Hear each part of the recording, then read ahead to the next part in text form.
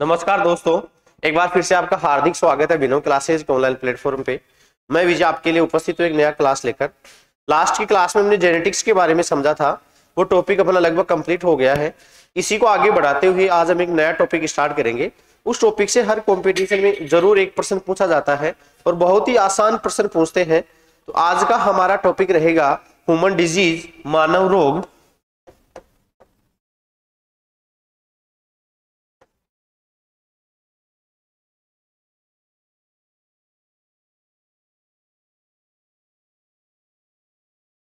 तो देखो दोस्तों, जो डिजीज का टॉपिक है, मानव रोग का टॉपिक है, ये एग्जाम के पॉइंट ऑफ व्यू से बहुत ही महत्वपूर्ण होता है। यहाँ से कई प्रकार के प्रश्न हमें पूछ सकते हैं। जैसे किसी रोग के टीके के बारे में पूछा जा सकता है, किसी रोग के रोग जनक के बारे में पूछा जा सकता है, उस रोग के फैलने का जो माध्यम होता है उसके बारे में हमें पूछा जा सकता है, या उसका जो एक एजेंट होता है, वायरस, बैक्टीरिया, प्रोटोजोआ जो भी होता है, उसके बारे में हमें पूछ सकते हैं। तो सबसे पहले बात करते हैं कि रोग क्या होता है, डिजीज क्या होती है। तो रोग देखो, absence of disease, absence of disease बीमारी का ना होना ही क्या है, स्वास्थ्य है। या जब कोई व्यक्ति मानसिक, शारीरिक और आध्यात्मिक रूप से यदि स्वस्थ रहता है, फिट रहता है, तो उसे हम हेल्थी पर्सन की कैटेगरी में शामिल करते हैं। और रोगी किसे कहेंगे या रोग किसे कहेंगे कि शरीर के किसी अंग, तंत्र के कार्य करने की क्षमता में कमी आना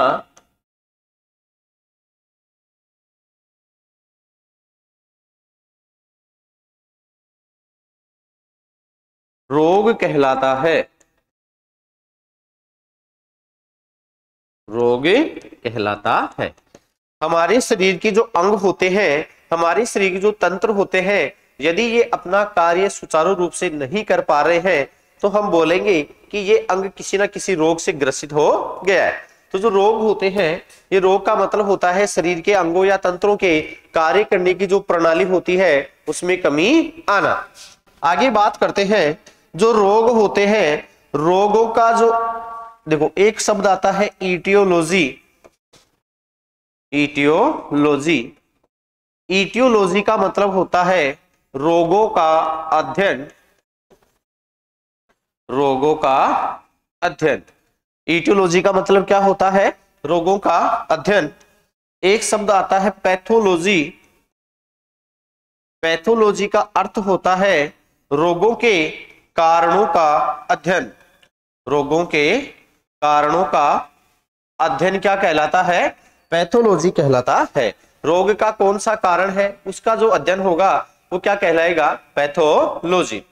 उसके बाद देखो, अभी जैसे कोविड नाम की बीमारी फैली पूरे विश्व में, तो हमें सुनने को मिला कि WHO ने कोरोना को महामारी घोषित कर दिया। तो महामारी या पेंडेमिक डिजीज क्या होती है, देखो महामारी को बोलते हैं पेंडेमिक या महामारी। देखो ये महामारी शब्द का अर्थ क्या होता है कि वे रोग जो विश्व के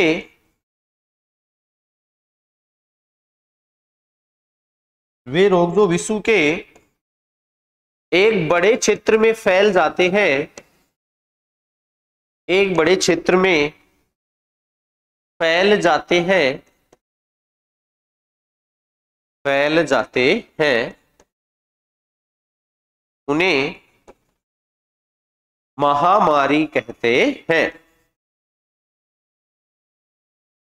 कि वे रोग जो एक लार्ज स्केल पे, एक पूरे विश्व के अंदर बड़ी पॉपुलेशन में बहुत ही ज्यादा मात्रा में फैल जाता है, तथा जिसके कारण बहुत सारे लोग संक्रमित हो जाते हैं, पीड़ित हो जाते हैं, तथा कई लोगों की मृत्यु हो जाती है, ऐसे रोग को हम पेंडेमिक या महामारी कहते हैं। उसके बाद रोग से संबंधित एक संस्था काम करती है, वो है WHO। वो कौन सी है, WHO। तो आपको एग्जाम में WHO का पूरा नाम भी पूछा जा सकता है कि WHO क्या है। तो देखो इसका फुल फॉर्म होता है वर्ल्ड हेल्थ ऑर्गेनाइजेशन। ऑर्गेनाइजेशन विश्व स्वास्थ्य संगठन, WHO को क्या बोलते हैं? विश्व स्वास्थ्य संगठन। WHO का अर्थ क्या होता है? विश्व स्वास्थ्य संगठन। WHO की जो स्थापना है, ये स्थापना 7 अप्रैल 1948 को की गई। WHO की स्थापना कब हुई थी? 7 अप्रैल 1948 को WHO की स्थापना हुई। WHO का जो मुख्यालय है, इसका मुख्यालय जेनेवा में है। कहां है? जेनेवा में WHO का क्या है? मुख्यालय है। जेनेवा किसकी राजधानी है? स्विट्जरलैंड की। तो WHO का मुख्यालय कहां है? जेनेवा में। भारत में इसका मुख्यालय नई दिल्ली में है। भारत में इसका मुख्यालय कहां बताएंगे हम? नई दिल्ली में है। भारत में इसके जो अध्यक्ष हैं, जो इसको संभालते हैं, वो है डॉक्टर हर्षवर्धन सिंह। भारत में WHO के अध्यक्ष कौन है? तो हम बताएंगे डॉक्टर हर्षवर्धन सिंह, जो अपने पूर्व केंद्रीय चिकित्सा मंत्री थे। डॉक्टर हर्षवर्धन सिंह पहले क्या थे? अपने पूर्व केंद्रीय चिकित्सा मंत्री थे। उसके बाद वर्तमान में हमारे जो चिकित्सा मंत्री हैं, वो है मनसुख मांडविया। मनसुख मांडविया ये हमारे वर्तमान में क्या है? केंद्रीय चिकित्सा मंत्री है। उनके पहले कौन थे? डॉक्टर हर्षवर्धन सिंह, जो WHO के क्या है?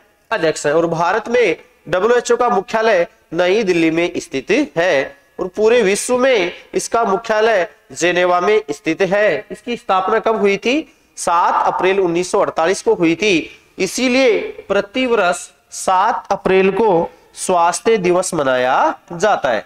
प्रतिवर्ष 7 अप्रैल को क्या मनाया जाता है? स्वास्थ्य दिवस 7 अप्रैल को मनाया जाता है। स्वास्थ्य दिवस कब मनाया जाता है? 7 अप्रैल को मनाया जाता है।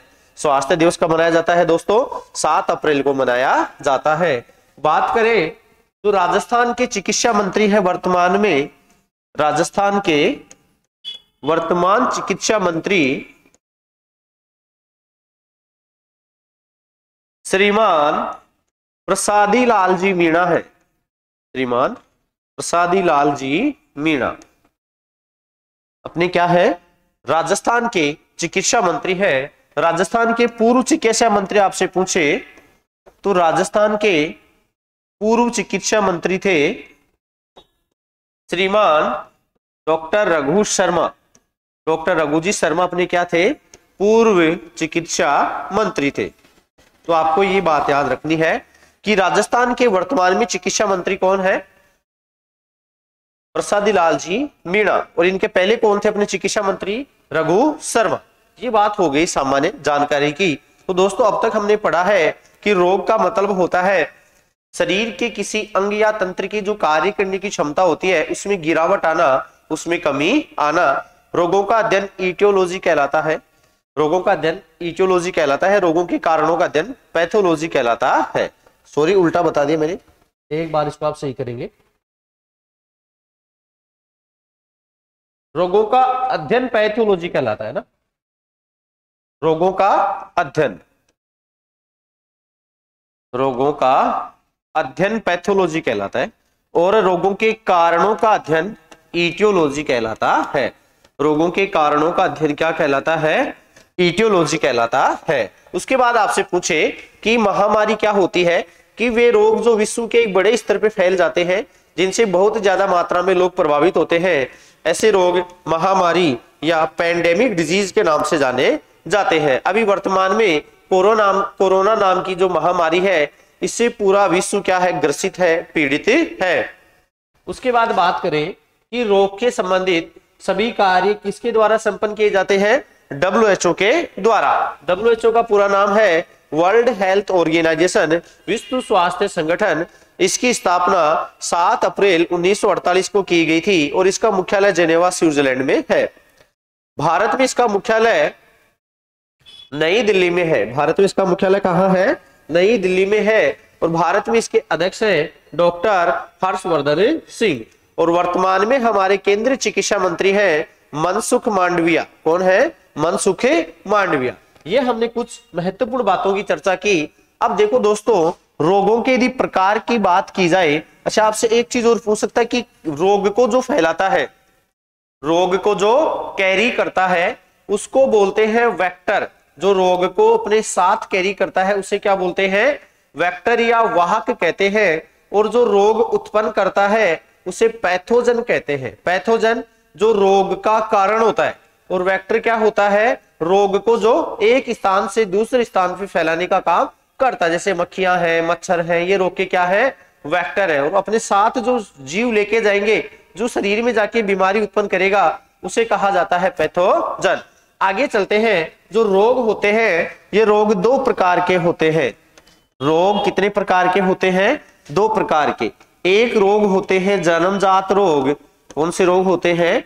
जन्मजात रोग, जिन्हें हम आनुवांशिक रोग भी कहते हैं। जिन्हें क्या कहा जाता है? आनुवांशिक रोग या जेनेटिक डिजीज भी कहा जाता है। आनुवांशिक रोग को ही जन्मजात रोग या जेनेटिक डिजीज भी कहते हैं। कि वे रोग जो पीढ़ी दर पीढ़ी संचरित होते हैं, वे रोग जो पीढ़ी दर पीढ़ी संचरित होते हैं, उन्हें आनुवांशिक रोग कहा जाता है। ये एक पीढ़ी से दूसरी पीढ़ी में लगातार स्थानांतरित होते रहते हैं। उसके बाद बात की जाए, जो दूसरे टाइप के रोग होते हैं वो है उपार्जित रोग। वो कौन से रोग हैं? उपार्जित रोग। उपार्जित रोग को हम बोलते हैं एक्वायर्ड डिजीज। उपार्जित रोग को हम क्या बोलते हैं? एक्वायर्ड मतलब अर्जित किए हुए रोग। कि वे रोग जो जन्म के समय नहीं होते हैं, जन्म के बाद किसी कारणवश बाद में उत्पन्न होते हैं, उन्हें हम उपार्जित या एक्वायर्ड डिजीज कहते हैं। ये दो टाइप के होते हैं। हम इन्हें आगे दो भागों में बांट सकते हैं। एक होते हैं संक्रामक रोग, जो एक से दूसरे में फैलते हैं, और एक है असंक्रामक रोग, जो एक से दूसरे में नहीं फैलते हैं। कि वे रोग जो एक रोगी से स्वस्थ व्यक्ति में ट्रांसफर हो जाए, उसे हम संक्रामक या कम्युनिकेबल डिजीज कहते हैं। जैसे कोविड है, एड्स है, टीबी है, ये सारी कैसे रोग हैं? एक से दूसरे व्यक्ति में फैलते हैं। और वे रोग जो एक से दूसरे में नहीं फैलते हैं, उन्हें असंक्रामक रोग कहा जाता है। जैसे कि अनेक प्रकार के पदार्थों की कमी से, विटामिन की कमी से होने वाले रोग, या वे रोग जो उम्र बढ़ने के साथ साथ शरीर में प्रकट होते जाते हैं। तो हमें वन बाय वन प्रत्येक रोग को बड़े अच्छे से समझना है। बात करें सबसे पहले हम रोग के, रोग फैलने के कारण क्या होते हैं? रोग को फैलने के कारण क्या होते हैं? पहले हम दोस्तों पढ़ेंगे संक्रामक रोग। पहले हम कौन से रोग पढ़ेंगे? संक्रामक रोग पढ़ेंगे। कम्युनिकेबल डिजीज को हम पहले पढ़ने जा रहे हैं। संक्रामक रोग, कम्युनिकेबल डिजीज तो क्या होते हैं? वे रोग जो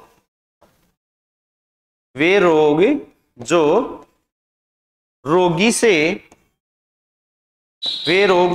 से स्वस्थ व्यक्ति में फैलते हैं। वे रोग जो रोगी से स्वस्थ व्यक्ति में फैलते हैं, स्वस्थ व्यक्ति में फैलते हैं। पहली बात हम क्या बोलेंगे? कि वे रोग जो रोगी से स्वस्थ व्यक्ति में फैलते हैं या एक से दूसरे में फैलते हैं, उन्हें हम संक्रामक रोग कहते हैं। उसके बाद क्यों फैलते हैं? कि ये सूक्ष्म जीवों द्वारा उत्पन्न होते हैं। ये रोग किसके द्वारा उत्पन्न होते हैं? सूक्ष्म जीवों द्वारा ये रोग उत्पन्न होते हैं। सूक्ष्म जीव देखो दोस्तों क्या हो सकता है? सूक्ष्म जीव वायरस हो सकता है, सूक्ष्म रोग कोई बैक्टीरिया जीवाणु हो सकता है, कोई प्रोटोजोआ हो सकता है। तो इनके द्वारा जो रोग हमारे अंदर उत्पन्न होंगे, उन रोगों को हम कहते हैं संक्रामक रोग। दोबारा समझ लीजिए कि वे रोग जो रोगी से किसी अन्य स्वस्थ व्यक्ति में ट्रांसफर होते हैं, उन्हें संक्रामक रोग या कम्युनिकेबल डिजीज कहा जाता है। और ये रोग जो फैलते हैं, ये सूक्ष्म जीवों द्वारा उत्पन्न होते हैं। वो सूक्ष्म जीव कोई वायरस, कोई कवक, कोई प्रोटोजोआ, कोई जीवाणु हो सकता है। कि सूक्ष्म जीवों द्वारा जो रोग फैलते हैं, उन्हें हम संक्रामक रोग कहते हैं। जैसे इसका एग्जाम्पल मैं यहां लिखूं, जैसे हम बोल सकते हैं टीबी, स्वाइन फ्लू,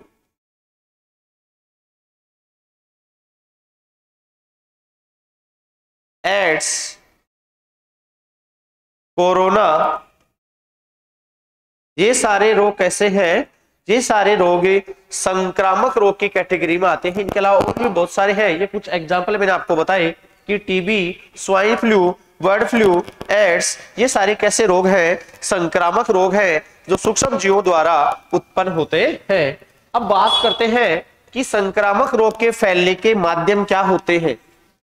संक्रामक रोग के फैलने के माध्यम क्या होते हैं, ये कैसे फैलते हैं एक से दूसरे व्यक्ति में। देखो दोस्तों, जैसे मान लीजिए मेरे कोई बीमारी है, अब मैं एक रोगी हूं, तो मेरे संपर्क में यदि कोई स्वस्थ व्यक्ति आएगा तो वो किसी माध्यम के द्वारा वो बीमारी स्वस्थ व्यक्ति के अंदर ट्रांसफर होगी। तो यहां से भी एग्जाम में प्रश्न पूछते हैं कि बीमारी के फैलने का माध्यम क्या होता है। देखो, या तो माध्यम हो सकता है दोस्तों वायु जनित रोग, या तो रोग कैसा हो सकता है?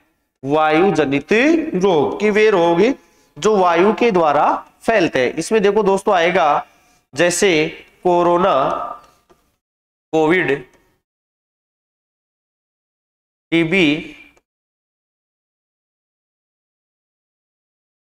स्वाइन फ्लू, बर्ड फ्लू,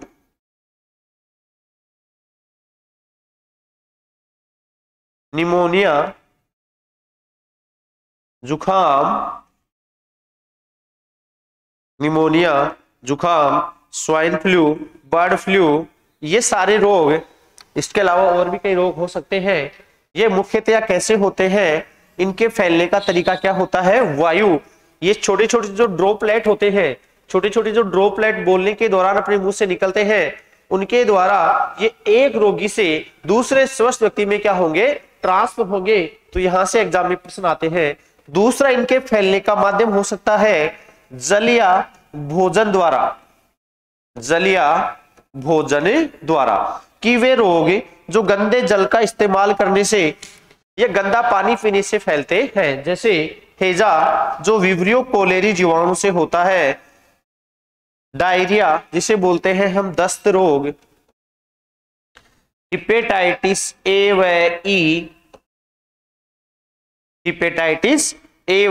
ई, इसके अलावा हम बोल सकते हैं फूड पॉइजनिंग, भोजन विषाक्तता,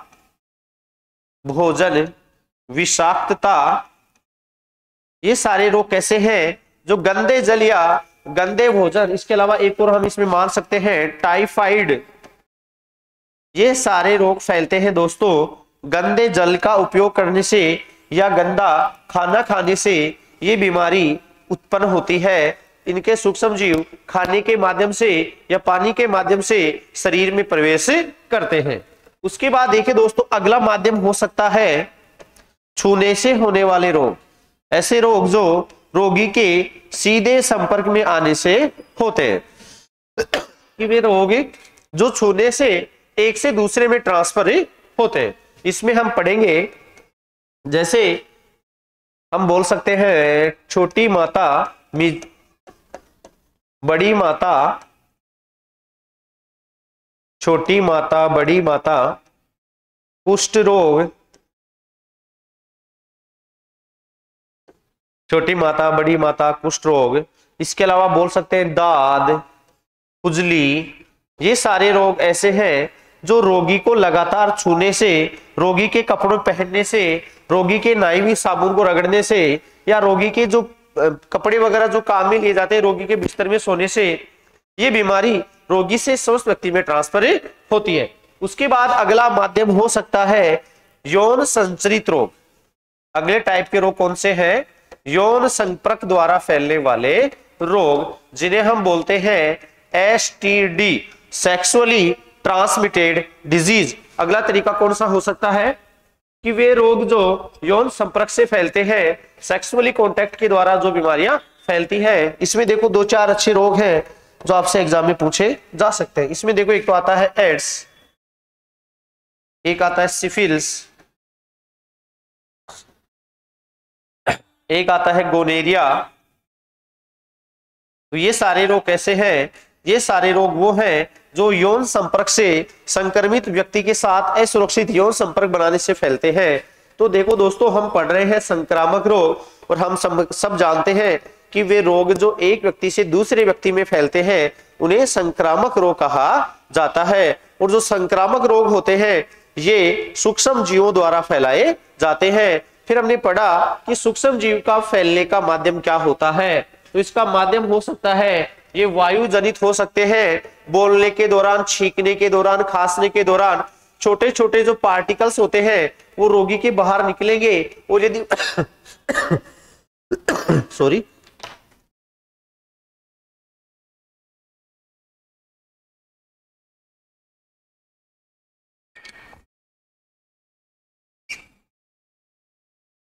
और यदि वो पार्टिकल्स हवा के द्वारा किसी दूसरे व्यक्ति में जाएंगे तो उस दूसरे व्यक्ति को भी अपने चपेटे में ले लेंगे। इसमें आता है जैसे corona, TB, swine flu, bird flu, pneumonia, जुकाम, ये सारे कैसे रोग हैं? ये एयरबोर्न डिजीज है, वायु जनित रोग है।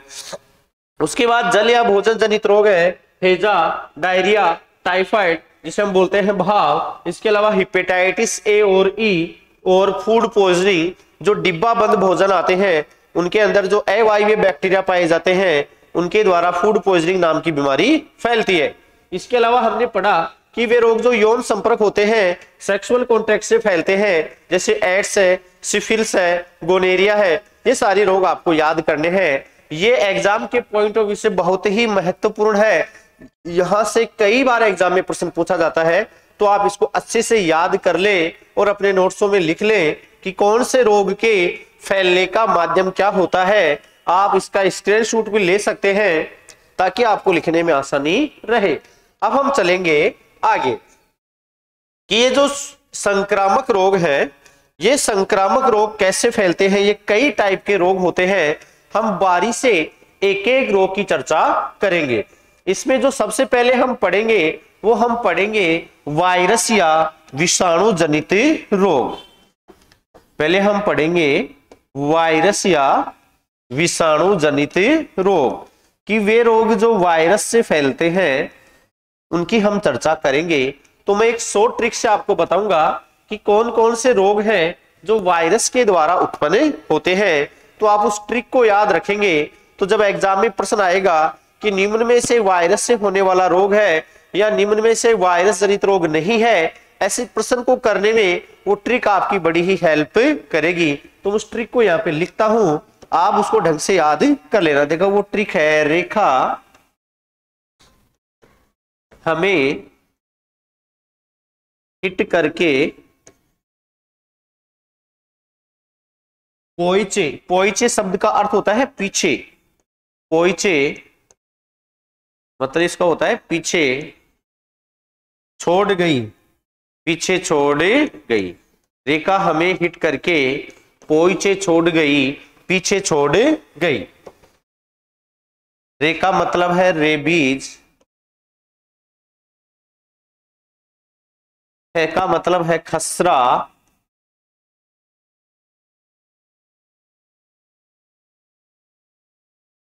यहां पे है शब्द का अर्थ है हिपेटाइटिस, इसको हम बोल सकते हैं हर्पिस। में का मतलब है मेनिंजाइटिस, जिसे हम बोलते हैं दिमागी बुखार। इस मेनिंजाइटिस को हम क्या बोलते हैं? दिमागी बुखार इसे कहा जाता है। उसके बाद देखिए ही का मतलब है हिपेटाइटिस, ही का मतलब क्या है? हिपेटाइटिस। टे का मतलब है ट्रेकोमा, टे का मतलब है ट्रेकोमा, जो किसकी बीमारी है? आंख की बीमारी है। ट्रेकोमा किसकी बीमारी है? आंख की बीमारी है। इसका मतलब हम बोल सकते हैं कोरोना, जो अभी लेटेस्ट पूरे विश्व में फैला हुआ है, कोविड-19। पो का मतलब है पोलियो,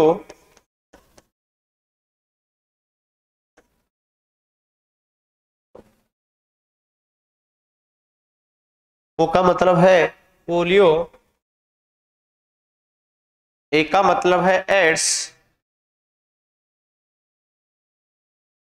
चे का मतलब है दोस्तों चेचक। मैं यहां लिख देता हूं, जिसको हम माता बोलते हैं, बड़ी माता, उसकी बात करेंगे थोड़ी देर बाद। इसका मतलब है छोटी माता। चिकन पॉक्स, डेंगू, गै का मतलब है गलसुआ, और ई का मतलब है इन्फ्लुएंजा, जिसमें हम पढ़ेंगे स्वाइन फ्लू और बर्ड फ्लू, जिसमें हम पढ़ेंगे स्वाइन फ्लू और बर्ड फ्लू की बात हम करेंगे। तो हमने एक ट्रिक लिखी कि कौन कौन से रोग ऐसे हैं जो वायरस के द्वारा फैलते हैं या वायरस या विषाणु के द्वारा फैलते हैं। तो पहला रोग इसमें है रेबीज, उसके बाद हमने लिखा खसरा, उसके बाद लिखा हर्पीस, उसके बाद लिखा मेनिंजाइटिस, जिसे दिमागी बुखार के नाम से भी जाना जाता है। उसके बाद लिखा हिपेटाइटिस, टे का मतलब लिखा ट्रेकोमा, और कै का मतलब है कोरोना, पो का मतलब है पोलियो, ए का मतलब है एड्स, चे का मतलब है चेचक, और छोटी माता डेंगू, गलसुआ और इन्फ्लुएंजा। देखो दोस्तों, 3 प्रकार के नाम हैं जो आपको बड़ा कंफ्यूज करते हैं, उनका आप कंफ्यूजन दूर कर देता हूं। एक होता है गलसुआ, एक है गलघोटू, गलघोटू, और एक है गलगंड, गलगंड रोग। तो देखो, जो गलसुआ बीमारी है, ये गलसुआ बीमारी तो होती है वायरस से, इससे होती है वायरस से। जो गलघोटू रोग है ये होता है जीवाणु से, और जो गलगंड रोग है ये होता है आयोडीन की कमी से। तो आपको कंफ्यूज नहीं होना है, कई लोग इसे एक ही मानते हैं कि एक ही बात है, एक बात नहीं है। गलसुआ जो वायरस से होने वाली एक बीमारी है, और गलघोटू जो जीवाणु से होने वाली बीमारी है जिसका नाम है डिप्थीरिया, और गलगंड एक आयोडीन की कमी से होने वाली रोग है जिसके अंदर गले में पाए जाने वाली थायराइड ग्रंथि में सूजन आ जाती है। ठीक है, तो ये बात आपको समझ में आ गई होगी। अब हम थोड़ी सी बात करते हैं कि ये वायरस होता क्या है। पहले हम बात करेंगे कि वायरस क्या है। तो देखो दोस्तों, वायरस को ही हम बोलते हैं विषाणु, इसका अर्थ होता है वेनम। वायरस शब्द का अर्थ होता है वेनम। वेनम का मतलब होता है विष का अणु, विष का अणु। वायरस का अर्थ होता है वेनम या विष का अणु।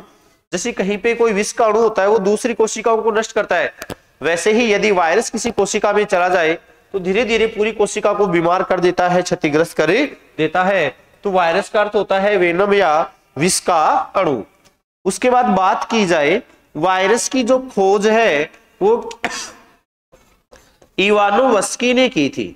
वायरस की खोज किसने की थी? इवानोवस्की ने वायरस की खोज सबसे पहले की थी, और वायरस की खोज हुई थी 1892 में। वायरस की खोज किसने की? इवानोवस्की ने 1892 में की।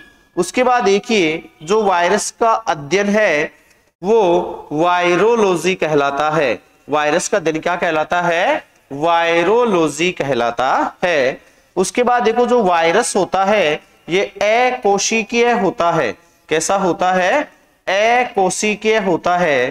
कहने का मतलब न तो ये एक कोशिकीय है और न ही ये बहुकोशिकीय है। ये कैसा प्राणी है? अकोशिकीय है। इसलिए इसे 5 जगत प्रणाली में कोई स्थान प्राप्त नहीं है। 5 जगत प्रणाली में स्थान प्राप्त नहीं है। 5 जगत प्रणाली में स्थान प्राप्त वायरस को नहीं है। तो समझ में आ गई हो आपको इतनी बात कि वायरस, देखो 5 जगत प्रणाली किसने दी थी? आर.एच. व्हीटेकर ने दी थी। 5 जगत प्रणाली कौन से वैज्ञानिक ने दी थी? उसने आर.एच. व्हीटेकर ने दी थी। आर.एच. व्हीटेकर ने सभी जीवों को 5 भागों में बांट दिया। जो एक कोशिकीय जीव है उन्हें मोनेरा जगत में रखा गया, जिसके अंदर आता है जीवाणु, साइनो जीवाणु, ब्लू ग्रीन एल्गी और माइकोप्लाज्मा। उसके बाद दूसरा था प्रोटिस्टा, उसके बाद तीसरा था फंजाई, चौथा था प्लांटी और पांचवा था एनिमिलिया। ऐसे दुनिया के सभी जीवों को किसमें बांटा? 5 भागों में बांटा। और कौन सी प्रणाली दी? 5 जगत प्रणाली दी। लेकिन याद रहे आपको, वायरस को पांच जगत प्रणाली में कोई भी स्थान प्राप्त नहीं है। क्यों नहीं है? क्योंकि वायरस अकोशिकीय होता है। कैसा होता है? वायरस अकोशिकीय होता है। उसके बाद आगे बात करते हैं, जो वायरस होता है, अकेले वायरस को, अकेले विषाणु को वायरोइड कहते हैं। अकेले विषाणु को क्या कहते हैं? वायरोइड कहा जाता है। आपसे पूछे कि अकेले वायरस को क्या कहा जाता है? वायरोइड कहा जाता है। उसके बाद वायरस की बात करें तो यह अंतःकोशिकीय, यह अंतःकोशिकीय अविकल्पी परजीवी होता है। अंतःकोशिकीय अविकल्पी परजीवी होता है। वायरस जो होता है ये अंतःकोशिकीय अविकल्पी परजीवी होता है। उसके बाद बात की जाए, इसे कहते हैं सजीव व निर्जीव की योजक कड़ी। याद रखना, बहुत अच्छा क्वेश्चन। वायरस को क्या कहते हैं? सजीव व निर्जीव की योजक कड़ी कहा जाता है। ठीक है, इसमें सजीव के गुण भी होते हैं और इसमें निर्जीव के गुण भी होते हैं। तो सजीव के गुण रखता है और निर्जीव के गुण भी रखता है, इसलिए से क्या कहा जाता है? सजीव और निर्जीव की योजक कड़ी कहा जाता है। अब हम बात करते हैं कि वायरस सजीव कैसे है। तो देखो, वायरस के अंदर जनन पाया जाता है। वायरस में क्या पाया जाता है? जनन पाया जाता है। तो जनन पाया जाना एक सजीवों का लक्षण है। उसके बाद देखेंगे, जो वायरस होता है ये ताप के प्रति, विकिरण के प्रति और रसायन के प्रति प्रतिक्रिया दर्शाता है। ये वायरस ताप के प्रति, विकिरण के प्रति और रसायन के प्रति प्रतिक्रिया दर्शाता है। तो ये एक सजीव के गुण प्रदर्शित करता है। इसके अलावा इसमें कोई ना कोई आनुवांशिक पदार्थ पाया जाता है। क्या पाया जाता है? आनुवांशिक पदार्थ, या तो डीएनए पाया जाता है या फिर क्या पाया जाता है? आरएनए। तो आनुवांशिक पदार्थ का पाया जाना सजीवों की विशेषता है। किसकी विशेषता है? सजीवों की। तो वायरस को सजीव और निर्जीव की योजक कड़ी क्यों कहा? क्योंकि इसमें सजीव के गुण भी होते हैं और इसमें निर्जीव के गुण भी पाए जाते हैं। सजीव का गुण है जनन का पाया जाना, तापमान के प्रति, विकिरण के प्रति और रसायन के प्रति अनुक्रिया दर्शाना। इसके अलावा इसमें आनुवांशिक पदार्थ या तो डीएनए या आरएनए पाया जाता है। वायरस में निर्जीव के गुण क्या है? देखो, वायरस में निर्जीव का गुण है मेटाबॉलिज्म का नहीं पाया जाना, उपापचयी क्रिया का नहीं पाया जाना। इसमें उपापचयी क्रिया अनुपस्थित होती है, नहीं पाई जाती है। इसमें किसी भी प्रकार की उपापचयी क्रियाएं नहीं पाई जाती है। तो उपापचयी क्रियाओं का नहीं पाया जाना निर्जीवों का लक्षण होता है, सजीवों का नहीं। कहने का मतलब इसमें श्वसन भी नहीं होता, इसमें उत्सर्जन भी नहीं होता और ये कोशिका के बाहर निष्क्रिय अवस्था में रहता है।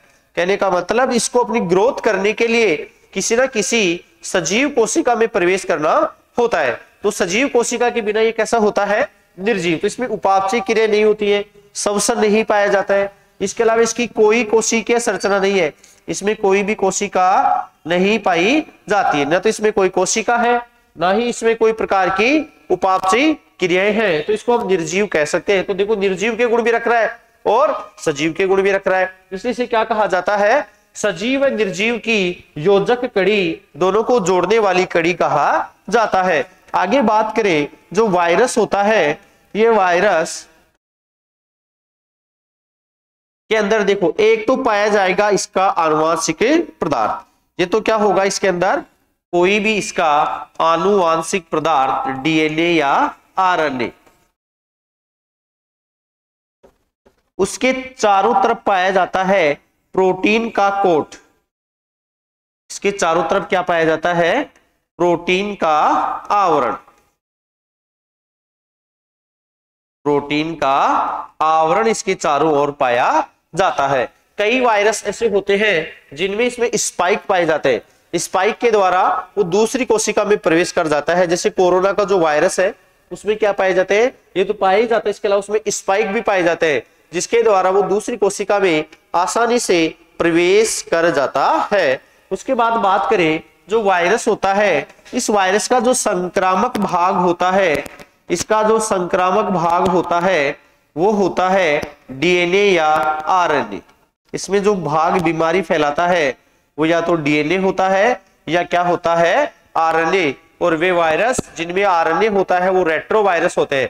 जैसे कोरोना का वायरस है, एचआईवी वायरस है, ये कैसे वायरस है, रेट्रोवायरस है। इनमें आनुवंशिक पदार्थ क्या पाया जाता है, आरएनए पाया जाता है। उसके बाद बात करें जो वायरस है, ये हम इसको सबसे छोटा सूक्ष्म जीव मानते हैं, इसको हम नग्न आंखों से नहीं देख सकते। देखो एक तो होता है वायरस, एक होता है वायरॉइड, और एक होता है प्रियोन। एक क्या होता है, वायरस होता है, एक वायरॉइड होता है, और एक क्या होता है, प्रियोन। देखो वायरस जिसमें क्या पाया जाए, प्रोटीन का आवरण, क्या पाया जाए, प्रोटीन का आवरण प्लस डीएनए या आरएनए, उसे क्या कहा जाता है, उसे वायरस कहा जाता है। ठीक है, वायरस। अब देखो इसका जो ये डीएनए आरएनए होगा, ये कैसा होगा, संक्रामक भाग होगा। प्रश्न आ जाए कि वायरस का संक्रामक भाग क्या होता है, इसका न्यूक्लिक अम्ल होता है। अरे डीएनए आरएनए एक प्रकार का क्या है, न्यूक्लिक अम्ल है ना, तो वायरस का संक्रामक भाग क्या होता है, इसका न्यूक्लिक अम्ल होता है। उसके बाद जो वायरॉइड होता है, इसमें केवल पाया जाता है संक्रामक न्यूक्लिक अम्ल, संक्रामक न्यूक्लिक अम्ल, वो भी पाया जाता है आरएनए। कौन सा पाया जाता है, आरएनए। और प्रियोन में पाई जाती है संक्रामक प्रोटीन, क्या पाई जाती है, केवल संक्रामक प्रोटीन पाई जाती है। प्रियोन का जो भाग बीमारी फैलाता है वो क्या होता है, उसमें जो प्रोटीन वाला पार्ट होता है वो बीमारी फैलाता है। इस प्रियोन की खोज प्रूशनर ने की थी। किसने की थी, प्रूशनर ने की थी। ये एक प्रोटीन युक्त वायरस होता है। प्रियोन कैसा वायरस होता है, जिसमें केवल प्रोटीन पाई जाती है। इस प्रियोन के कारण काऊ में मैड काऊ डिजीज होती है। कौन सी होती है, मैड काऊ डिजीज उत्पन्न होती है। इसके अलावा इसके अंदर प्रियोन के कारण भेड़ में स्क्रेपी रोग होता है। भेड़ में कौन सा रोग होता है, स्क्रेपी रोग भेड़ में प्रियोन के कारण होता है। बात करें इनके आकार की, देखो सबसे छोटा होता है इनमें वायरॉइड। कौन होता है, वायरॉइड। और बड़े होते हैं वायरस, जो लगभग बराबर होता है प्रियोन के, इसके होता है प्रियोन। जिसको देखो दोस्तों, इससे आप क्या समझे कि जो वायरॉइड, इन तीनों में से सबसे छोटा कौन है, इन तीनों में से सबसे छोटा कौन है, वायरॉइड। और वायरॉइड से बड़े कौन है, वायरस और प्रियोन। समझिएगा आप ये बात कि सबसे छोटा तीनों में कौन होता है, वायरॉइड। जो सिंगल वायरस होता है उसको हम क्या बोलते हैं, वायरॉइड बोलते हैं। वायरॉइड किससे छोटा होता है, वायरस और प्रियोन दोनों से छोटा होता है। वायरस और प्रियोन का आकार लगभग क्या होता है, बराबर होता है। वायरस और प्रियोन का आकार लगभग क्या होता है, बराबर होता है। लेकिन ये दोनों किससे बड़े होते हैं, आकार में ये दोनों वायरस से बड़े होते हैं। बात करते हैं वायरस के प्रकार की, तो देखो दोस्तों वायरस 3 प्रकार का होता है। एक होता है प्लांट वायरस, पादप वायरस, एक होता है जंतु वायरस, जंतु वायरस, और एक होता है बैक्टीरियोफेज, जीवाणु भोजी वायरस। जीवाणु भोजी वायरस ऐसे बोलते हैं, बैक्टीरियोफेज। क्या कहते हैं इसे, बैक्टीरियोफेज। एक होता है प्लांट वायरस, एक होता है एनिमल वायरस, और एक होता है बैक्टीरियोफेज। देखो जो पादप वायरस है ये पादपों में पाया जाता है। किसमें पाया जाता है, पादपों में पाया जाता है। पादप वायरस में जो आनुवंशिक पदार्थ होता है वो होता है आरएनए। और इसके एग्जाम्पल जैसे मैं आपको बताऊं, टीएमवी, वाईएमवी। हाँ दोस्तों एक बात और आप याद रखना, TMV tobacco mosaic virus, TMV, tobacco mosaic virus सबसे पहले खोजा गया था। TMV सबसे पहले खोजा गया वायरस है। सबसे पहले खोजा गया वायरस कौन सा है? TMV। इसकी खोज तंबाकू की पत्तियों में की गई थी। तो TMV, YMV का मतलब होता है येलो मोजेक वायरस। ये एक प्रकार के प्लांट वायरस है, पादपों में पाए जाते हैं और इनमें आनुवंशिक पदार्थ RNA होता है। उसके बाद बात करें जंतु वायरस की, तो जंतु वायरस किसमें होता है? तो ये वायरस होता है जंतुओं में। किसमें पाया जाता है? जंतुओं में पाया जाता है। और इसमें जो आनुवंशिक पदार्थ होता है वो लगभग DNA होता है, लेकिन आपको कहीं कहीं RNA भी मिल सकता है। याद रखना, DNA या तो DNA होगा या क्या होगा? RNA। कभी भी दोनों साथ नहीं होंगे। अधिकांश में DNA होता है, लेकिन किसी किसी में अपवाद स्वरूप आपको RNA भी देखने को मिल सकता है। उसके बाद बात करें जो वायरस है, इसके एग्जाम्पल आपसे पूछे जाए तो जैसे पोलियो वायरस है, जैसे पोलियो वायरस, जैसे सार्स वायरस, जैसे HIV का वायरस, तो ये किसमें पाए जाते हैं? जंतुओं में। ये तीसरा सबसे इंपॉर्टेंट है जो आपको एग्जाम में पूछा जा सकता है। देखो बैक्टीरियोफेज, ये अपने भोजन के लिए ये किसमें पाए जाते हैं? बैक्टीरिया में पाए जाते हैं। ये जीवाणु पर आश्रित होते हैं। ये किस पर आश्रित होते हैं? जीवाणु पर आश्रित होते हैं। इनमें जो आनुवंशिक पदार्थ होता है वो dsDNA, dsDNA का मतलब डबल स्टैंडर्ड DNA। इसमें क्या पाया जाता है? आनुवंशिक पदार्थ DNA। कौन सा पाया जाता है? द्विरज्जुकी DNA, डबल स्टैंडर्ड DNA या dsDNA इसमें पाया जाता है। उसके बाद बात की जाए कि ये रहता कहां है? ये गंगा नदी के पानी में पाए जाते हैं। ये गंगा नदी के पानी में पाए जाते हैं। इस कारण गंगा नदी का पानी कभी भी खराब नहीं होता है। याद रखना दोस्तों, गंगा नदी का पानी खराब क्यों नहीं होता है? क्योंकि उसमें बैक्टीरियोफेज वायरस होता है जो अपने पोषण के लिए बैक्टीरिया को खाता है, और बैक्टीरिया को खाएगा तो पानी में बैक्टीरिया नहीं पनपेंगे, और जब तक पानी में बैक्टीरिया नहीं पनपेगा पानी खराब नहीं होगा। ये बात आपको याद रखनी है कि बैक्टीरियोफेज किसमें पाया जाता है? बैक्टीरिया में पाया जाता है। और जो बैक्टीरियोफेज होते हैं इनमें आनुवंशिक पदार्थ होता है dsDNA, द्विरज्जुकी DNA। इसके कुछ एग्जाम्पल हैं जो मैं यहां लिखता हूं, जैसे T2 phase, T4 phase, phi 174 और लैम्डा भोजी, फाई 174, T2 फेज और T4 फेज। ये कैसे वायरस है?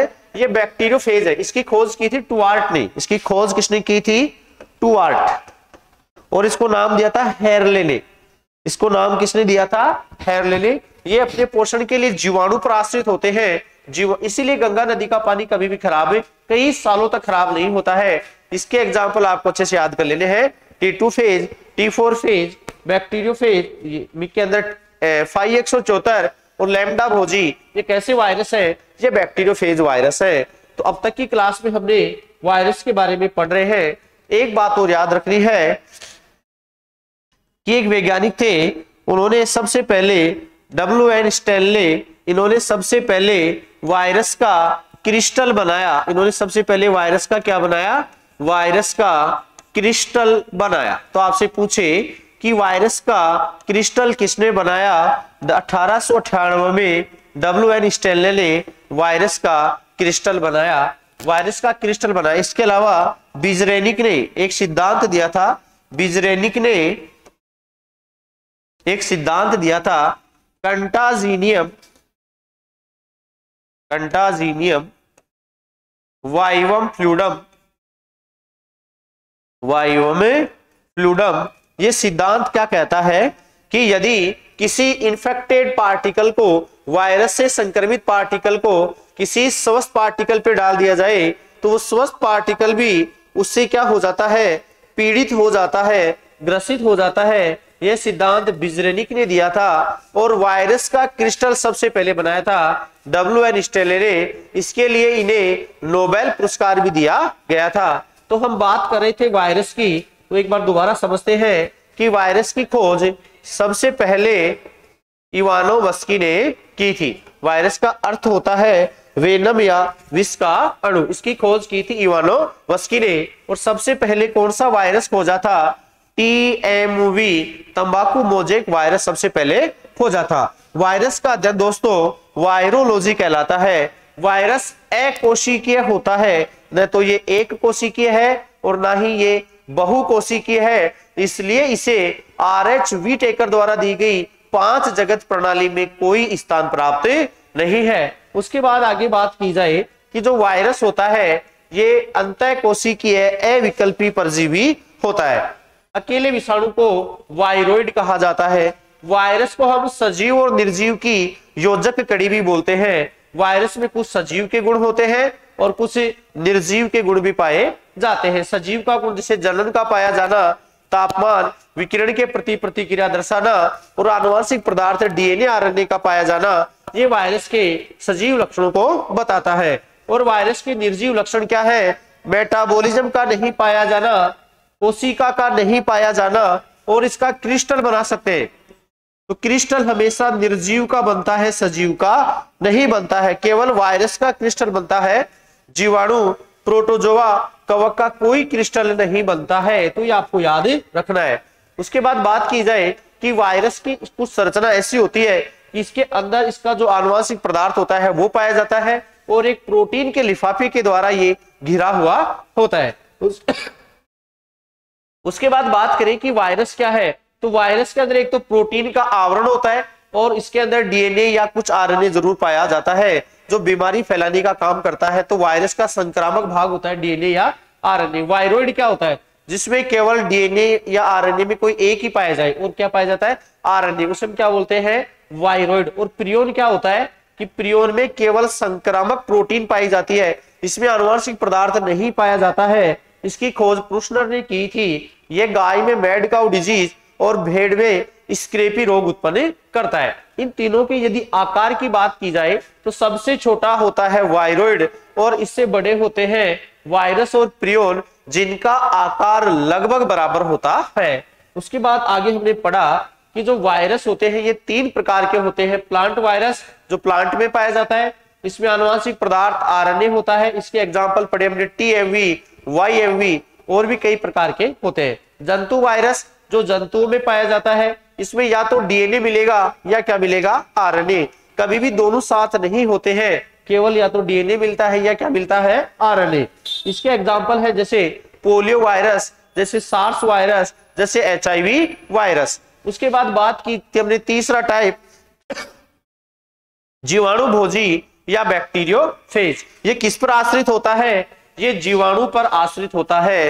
ये गंगा नदी के पानी में पाए जाते हैं, जिस कारण गंगा नदी का पानी कभी भी सड़ता नहीं है। और इसमें आनुवंशिक पदार्थ होता है dsDNA, द्विरज्जुकी DNA या डबल स्टैंडर्ड DNA इसमें पाया जाता है। उसके बाद हमने इसके एग्जाम्पल पढ़े कि T2 फेज, T4 फेज, 5 और लैम्डा भोजी ये एक प्रकार के बैक्टीरियोफेज वायरस है। उसके बाद हमने समझा कि जो वायरस का क्रिस्टल सबसे पहले बनाया था स्टेले ने और कंटाजीनियम वाइवम फ्लूइडम थोरी बिजरेनिक के द्वारा प्रस्तुत की गई थी। इसके पहले आज की क्लास में हमने समझा था कि रोग क्या होते हैं, रोग कितने प्रकार के होते हैं, रोगों के संबंधित कौन सी संस्था है जो पूरे विश्व में कार्य करती है। तो मैंने आपको बताया था कि रोग का अर्थ होता है शरीर के किसी अंग या तंत्र के कार्य करने की क्षमता में कमी आना। इटियोलॉजी होता है रोगों के कारणों का अध्ययन और पैथोलॉजी होता है रोगों का अध्ययन। वेक्टर उसे कहते हैं जो बीमारी फैलाता है, उसे वेक्टर कहते हैं, और जो बीमारी उत्पन्न करता है उसे पैथोजन या रोगजनक कहा जाता है, रोग कारक कहा जाता है। उसके बाद हमने पढ़ा था महामारी के वे रोग जो विश्व के एक बड़े स्तर पे फैल जाता है, उसे महामारी या फिर पेंडेमिक डिजीज कहा जाता है। उसके बाद हमने पढ़ा था WHO के बारे में कि WHO का मतलब है वर्ल्ड हेल्थ ऑर्गेनाइजेशन, विश्व स्वास्थ्य संगठन। इसकी स्थापना 7 अप्रैल 1948 को हुई थी, इसीलिए 7 अप्रैल को स्वास्थ्य दिवस के रूप में मनाया जाता है। WHO का मुख्यालय जेनेवा स्विट्जरलैंड में है। भारत में इसका मुख्यालय नई दिल्ली में है और भारत में इसके अध्यक्ष है डॉक्टर हर्षवर्धन सिंह, जो पूर्व केंद्रीय चिकित्सा मंत्री थे और वर्तमान में हमारे चिकित्सा मंत्री, केंद्रीय चिकित्सा मंत्री है मनसुख मांडविया। आपसे पूछे राजस्थान के चिकित्सा मंत्री तो बताएंगे श्रीमान प्रसादी लाल जी मीणा और राजस्थान के पूर्व चिकित्सा मंत्री डॉक्टर रघु शर्मा। उसके बाद आपसे कहा जाए कि रोग, हमने रोग की चर्चा की कि रोग 2 प्रकार के होते हैं, कि वे रोग जो माता पिता से किसमें जाते हैं, संतान के अंदर जाते हैं, उन्हें कहा जाता है आनुवांशिक रोग, या वे रोग जो पीढ़ी दर पीढ़ी ट्रांसफर होते हैं उन्हें आनुवांशिक रोग कहा जाता है, जैसे हीमोफीलिया, वर्णांधता, सिकिल सेल एनीमिया, ऐसे कुछ है ना, down syndrome, Turner syndrome, Edward syndrome, Patau syndrome, ये कैसे रोग हैं, आनुवांशिक रोग है। उसके बाद उपार्जित रोग, कि वे रोग जो जन्म के बाद शरीर में उत्पन्न होते हैं, एक होते हैं संक्रामक रोग और एक होते हैं असंक्रामक रोग। संक्रामक रोग वो होते हैं जो एक रोगी से स्वस्थ व्यक्ति में ट्रांसफर होते हैं, और असंक्रामक रोग वे रोग जो रोगी से स्वस्थ व्यक्ति में ट्रांसफर नहीं होते हैं, जैसे हृदयघात है, शुगर है, बीपी है, एलर्जी है, विटामिन की कमी से या पदार्थों की अधिकता के कारण शरीर में जो रोग उत्पन्न होते हैं उन्हें हम असंक्रामक रोग कहते हैं। उसके बाद हमने पढ़ा संक्रामक रोगों के बारे में कि ये सूक्ष्म जीवों द्वारा फैलाए जाते हैं। फिर हमने चर्चा की संक्रामक रोग फैलने के जो माध्यम होते हैं, जैसे वायु जनित है, जल जनित है, भोजन जनित है, यौन संक्रमित है या छूने से होने वाला है। यहां से भी एग्जाम में प्रश्न पूछा जाता है, तो ये भी बहुत ही महत्वपूर्ण है। उसके बाद हमने संक्रामक रोग के अंदर बात की सबसे पहले वायरस की। तो आज की क्लास में हमने रोगों का टॉपिक स्टार्ट किया है और ये वाला टॉपिक बड़ा ही महत्वपूर्ण है, हर एग्जाम में इससे प्रश्न पूछे जाते हैं, तो आप इसको अच्छे से तैयार कर लें। अब हम बात करेंगे आगे एक एक रोग की, और मिलते हैं जल्द ही एक नई क्लास के नई वीडियो के अंदर। तब तक कि आप इसको पढ़िए और अच्छे से तैयार कीजिए। जल्दी मुलाकात होगी एक नई वीडियो के साथ।